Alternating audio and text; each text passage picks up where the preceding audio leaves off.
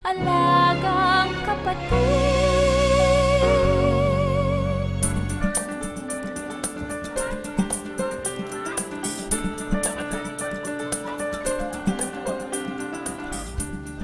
Buong puwersa ang grupo ng Alagang Kapatid para isakatuparan ang aming misyon sa Barangay Osmeña, Northern Samar.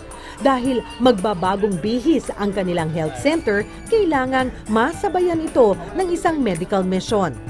So mag-iikot-ikot kami ngayon ni Chef Kiko para mag-imbita sa mga tao sa bagong medical center nila. Naghiwalay kami ni Walter at ni Jeremy, meron silang kabilang grupo, para mag-imbita rin ng mga kabilang baryo. Nay, kasi meron kaming tinatayong health center dyan.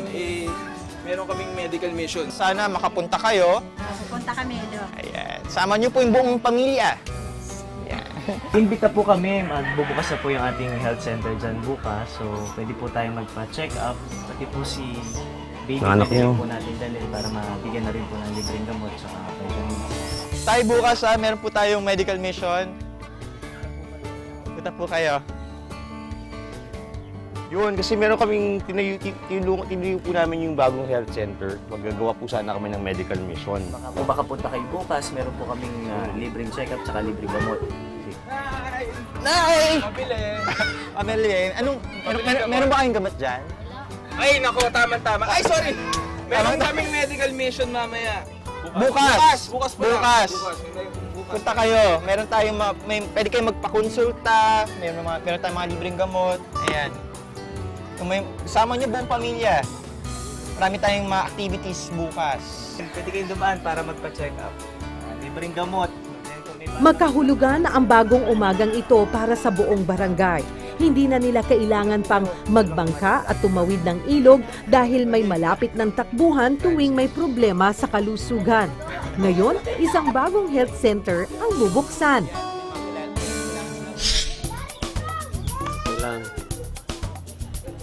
Halos 2 dekadang hinintay ng mga taga-barangay Osmeña ang araw na ito. Ang dating naghihingalong health center, ngayon nabigyan muli ng buhay.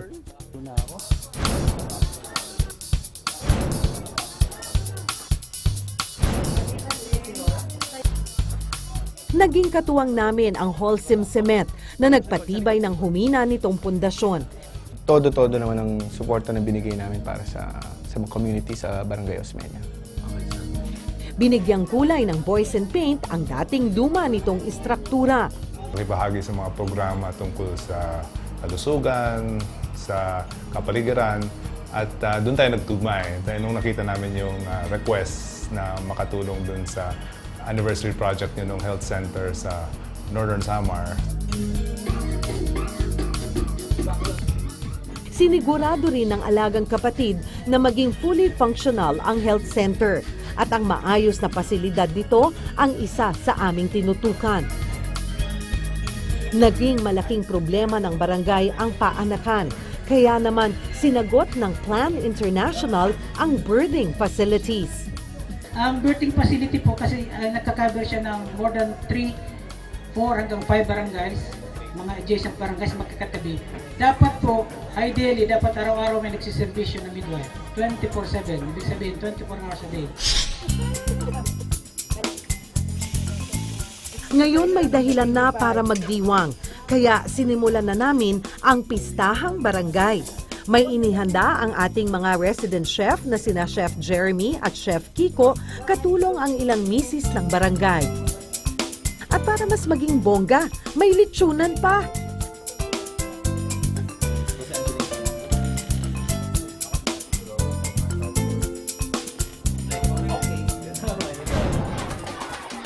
O, takbo lang kayo! Oy, may natutumba na dyan! Taas, taas, taas! Si Coach Jelly naman nakibonding sa mga chikiting. Mahalagang maaga pa lang, matutunan nilang pangalagaan ang katawan, kaya sa murang edad, dapat nang mag-exercise. Kaya kids, hit it!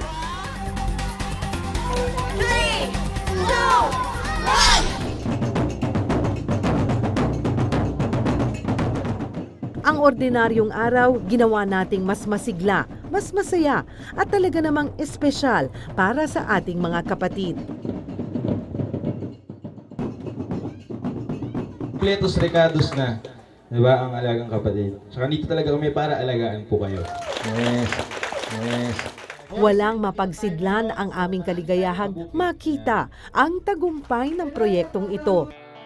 Advocacy po namin ang kahit papano sa pang-araw-araw nating buhay, maging maayos po yung ating pangatawan, yung ating kalusugan at yung ating ginagawang komunidad. Ito po ay itong health center pong ito itinayo at ibibigay po sa inyo ng may responsibilidad po kayo.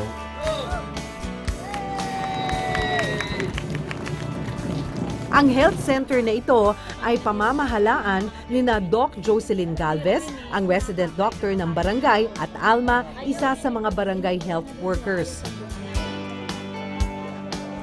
Programang Alagang Kapatid. Maya-maya, dumagsa na ang mga kapatid natin. Sabik ang lahat na mabinyagan ang bago nilang health center. Ngayon lang nila mararanasang magpakonsulta, kaya abala agad ang ating resident doctors na sina Doc Ali at Doc Walter sa pagbibigay ng libreng check-up. Bawat hinaing ng karamdaman, sinubukan nating hanapan ng kasagutan.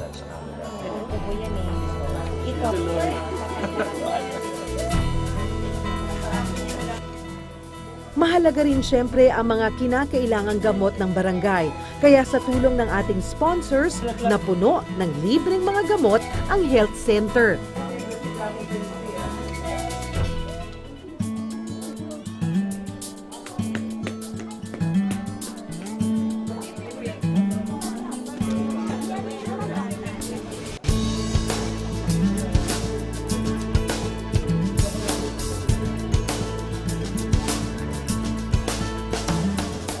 Ang batang si Nino, kumpiyansang hindi na mauulit sa kanyang may sakit na lola ang sinapit na kapalaran ng kanyang ina.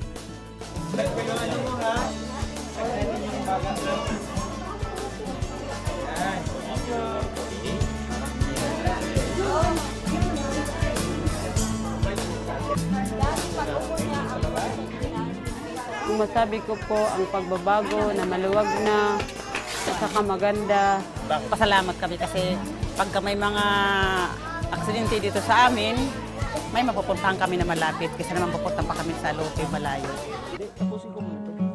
Mula ngayon, wala nang magulang na mangangamba tuwing may sakit ang kanilang anak.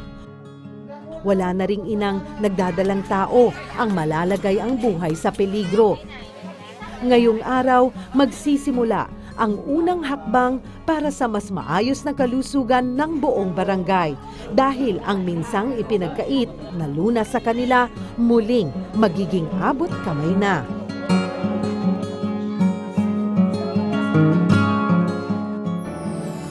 Kalusugan ay yaman, kaalaman ay sandata, bantay ang iyong kapakanan, tagapaglingkod ng nangangailangan, inspirasyon.